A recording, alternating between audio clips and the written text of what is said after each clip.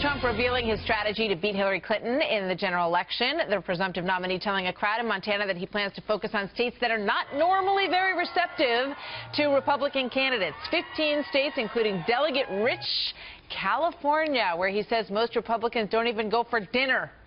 Sean Spicer is the RNC Communications Director and Chief Strategist. Sean, good morning. Good to have you here. So what do you think? Good morning. Good morning. So what do you think? California, New York, Michigan, how's this going to work?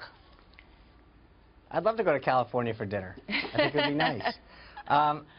Look, I think that Donald Trump, like no other candidate, puts states in play because he speaks to a much broader electorate than has traditionally been the case. So he's right when he talks about states like Michigan and Pennsylvania, Wisconsin, that traditionally have not been Republican states. They've been a lighter, more of a blue shade of purple. But I think that because of his appeal to especially working class Americans who have felt left out of what's going on, especially in the last 8 years, that there are states and areas of this country that haven't been in play for a while that are definitely going to be in play. That, combined with Hillary Clinton's negatives, are a huge factor why you're seeing some of these states come in that have not been traditionally part of the winning map. Yeah, I gotcha. But New York? I mean, have you looked at the numbers? I'm sure you have. The numbers of Democrats in New York far outpaces the number of Republicans in the state of New York. I mean, how do you do that? Is it tactical? Is it possible? Well, again, I think that traditionally that's how you look at a map. You say how many Republicans, how many Democrats, is there an opportunity for us to win here? I think that the interesting thing about this race that we're going to is, one, as I mentioned before, Donald Trump isn't a traditional candidate. He is someone who has a level of celebrity. He is talking about a message that is really focused on making this country better, bringing back jobs, and I think that resonates with a lot of people who, regardless of party, have either lost their job or haven't seen a wage or feel like the company that they're working for hasn't taken care of them or that their government isn't taking care of them or looking out for them. He's an outsider that's looking to change the system, to focus on jobs, to not make any more political excuses for why things aren't getting done.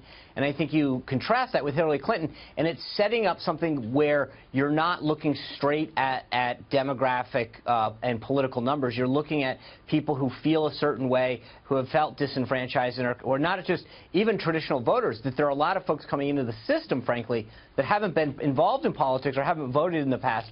And that's where I think that we're able to sort of look at these states in a way that we haven't in the past. Big numbers, big turnout in the primary process. And, I think anybody who thinks they can call this game based on the previous games has already given up doing that, because they've been wrong time and time again. After the last go-round, when Mitt Romney lost, there was a lot of discussion, a lot of soul-searching at the RNC. There was an exhaustive report that was done on how to turn this thing around next time and how to do better. And here is a quote from a piece that was written about this in Bloomberg Business. And let's just put that up on the screen and take a look at it. It says, "The key to revival was to put a kinder, gentler gloss on the old stalwart Republican ideals: free trade, small government, while reforming immigration laws to entice non-white voters who were tuning the party out." Is this opposite day? I mean, this is the absolute opposite of what you got when, Donald Trump reached 1237 yesterday, Sean. Well, I mean, that's one reporter's take on what the report said. So let's be clear that I think the media trying to interpret what we need to do is not exactly a fair representation of how we're going to win this election. But I also think, as I mentioned before, that report was written out of the before Donald Trump got into the race. And I think that what we can definitely say is this has not been a traditional race, that nothing has gone according to script or how traditionally things have run. He's added an element that hasn't existed in the past, an element of energy and an energy of intensity, and it brought in people that have not been part of the process before. So again, I think that looking through the prism of the last few cycles and saying this is how we win before is done so without a candidate like Donald Trump, who brings an entirely new element, energy, and degree of change and desire to this election cycle. Contrast that, again, with Hillary Clinton, who's more of the same, who has one set of rules for another and most Americans don't trust. And it's a dynamic, frankly, that we haven't seen in electoral politics ever. Yeah, I mean, it's fascinating to watch from our perspective, that's for sure. Mitt Romney is speaking out in a Wall Street Journal piece today, and he is seeing himself as sort of the lonely voice, becoming increasingly more lonely in his sort of quest to keep Donald Trump from winning. He says he will write in a candidate if there isn't anybody that he likes. He says that the reason that he was motivated to make that speech against Donald Trump was this: I wanted my grandkids to see that I simply couldn't ignore what Mr. Trump was saying and doing, which revealed a character and temperament unfit for the leader of the free world. What do you think about that whole thing? I have a lot of respect for Governor Romney. He was our standard bearer in 2012. I think he's done a lot of good for this country, for the state of Massachusetts, and for this party. That being said, Donald Trump ran a race. He bested 16 other candidates. He got the most votes in Republican history. The voters made a decision that they think that he speaks best to the direction they want this party to go, and they agree with the solutions that he's offering. So I think that it's incumbent upon all of us who are good conservatives, who want to defeat Hillary Clinton, who want to make sure that we have a Supreme Court for the next generation that recognizes conservative values, that we get behind it and get behind this movement, get behind this candidate. Because not doing so, frankly, is a vote for Hillary Clinton. It is putting Hillary Clinton in the White House.